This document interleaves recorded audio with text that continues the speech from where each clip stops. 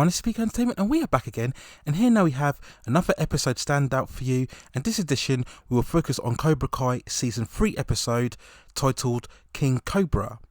Now there will be spoilers in this review, so if you haven't seen the episode yet or you haven't caught up fully with all of Season 3, I advise you to stop watching now, go away, catch up all the episodes leading up to this episode, which is episode number 6, and then come back to this review.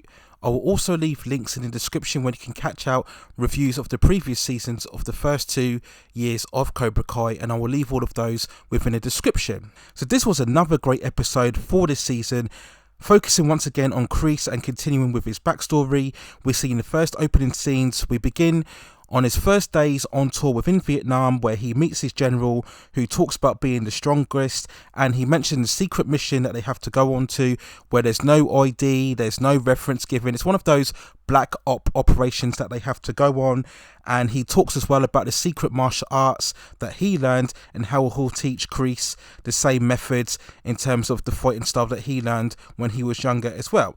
So this is where we learn how Kreese first got into the whole karate mythologies and learning the ways of the fighting style, and as the colonel tells him, recruiting the best people for the job, we intercut nicely into the current day where we see Kreese now going ahead through the college and looking for people who are far more stronger and athletic. If you go through the previous episodes, he deems certain people unworthy of the Cobra Kai, and this of course follows through with the conversation that he had with Hawk earlier on, where they mentioned that they needed new recruits. So we see him going around and he's looking at all of the various people within college and recruiting them, and I love all the interplay and the juxtaposition between the dialogue that Kreese is using with the old students, and the same time is what the colonel used when describing him, and that he will make him into a force truly recorded. And this is all great stuff. I love all this backstory again, really fleshing out and adding depth and context towards Kreese. We get further scenes later on of the episode where we see that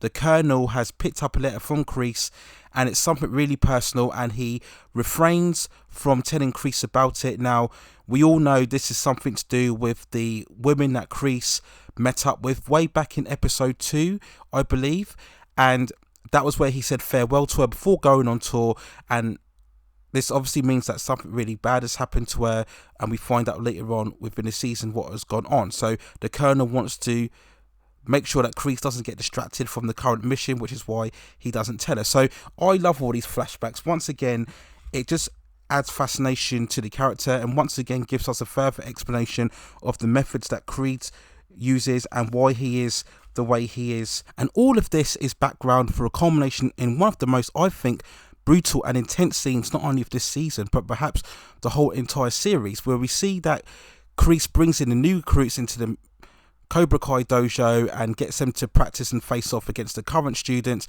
as we see also that a couple of them were the students that bullied Hawk in very much the first season. So we can see that this brings Hawk very much on edge, and we can slowly see the intensity building up inside him, and one of the students beats one of the current students and they get kicked out of the Cobra Kai, and then Kreese, all knowing what's going on, he selects the bully who was intimidating Hawk in the first season, and then we see Hawk, he's all up for it, he puts himself forward to fight for it, he takes his shirt off, we see all of his tattoos, and then he really goes out and he completely beats him down. And we see the couple of scenes that we saw, if you remember from the trailer, where we see Hawk just punching him down viciously, and it really is, like I said, one of the most vivid and most intensely violent scenes of the entire series. And then we see Hawk spitting on him at the end, and this really is good because it once again shows the complete transformation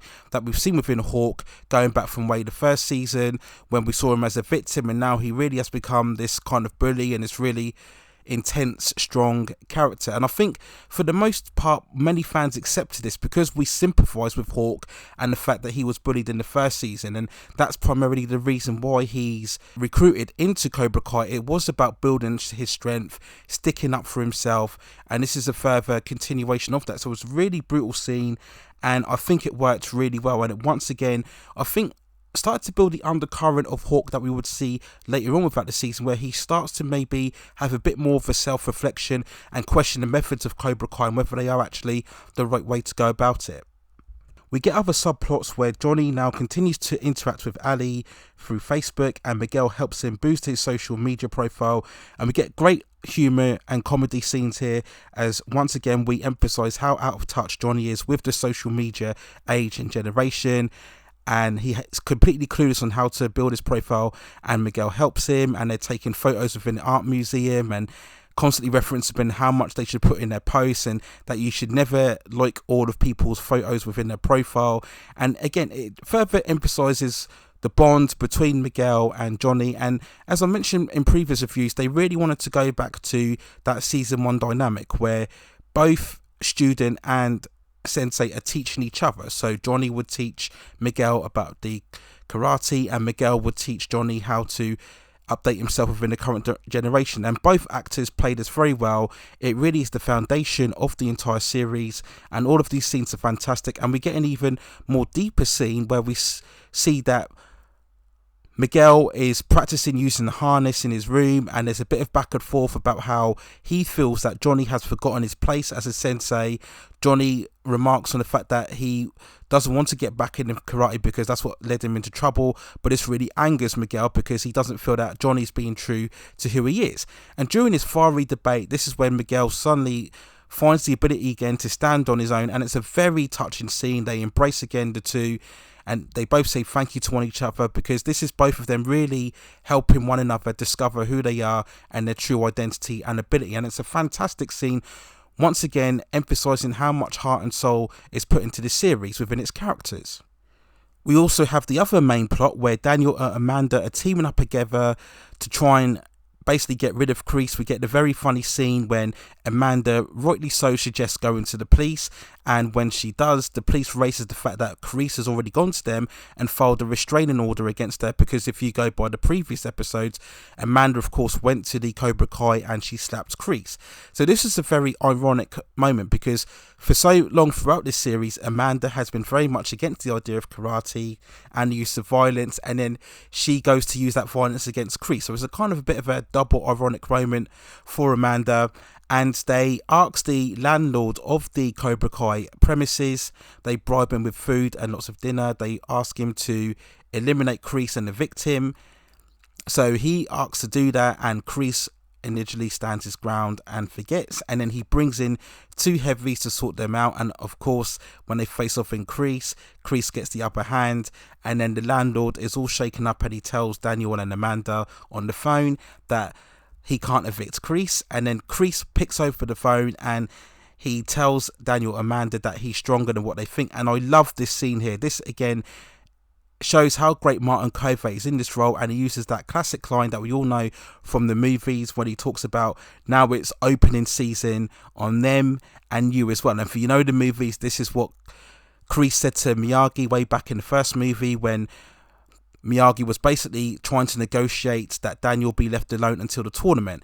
And I love the various callbacks and references that they use towards the previous movie, again showing how much they are in tune with the franchise as a whole and using references to move forward their current continuity. And this scene also shows again how much of a smarter antagonist and villain that Kreese is. You know, he's not just someone who likes to throw his fists. We saw in a previous episode where he showed the students on how to kick down a bowl on a stick, and the lesson there was how to fight smarter and not just use your fists. And we see how much of he is here, and then he further underlines this by, we see at the car dealership, which is back on its feet following Daniel's trip to Okinawa, but now somehow a Cobra has found its way onto the car lot and it's scaring away all of the customers. And I just question this moment, because I think, how did exactly Kreese get a Cobra into the car dealership? You know, he would have had to break in or get security access, so that didn't really make complete sense unless he paid someone to put it in the car. So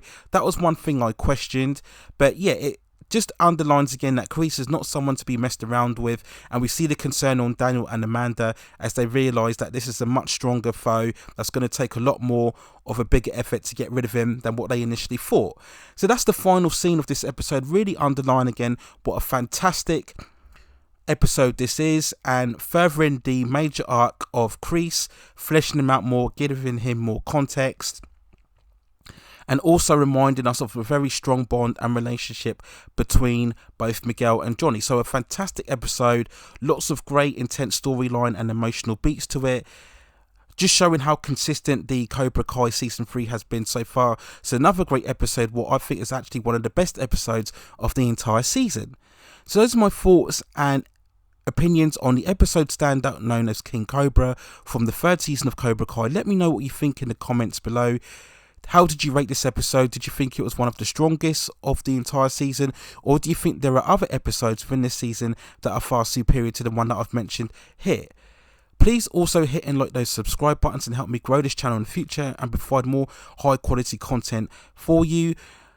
I will provide a few more episode standouts, and soon after that I will also do a season finale review and also an overall season review of the 3rd season of Cobra Kai. But if there are other episode standouts from the shows that I watch and you want me to see me do reviews of them, then just let me know in the comments below as well.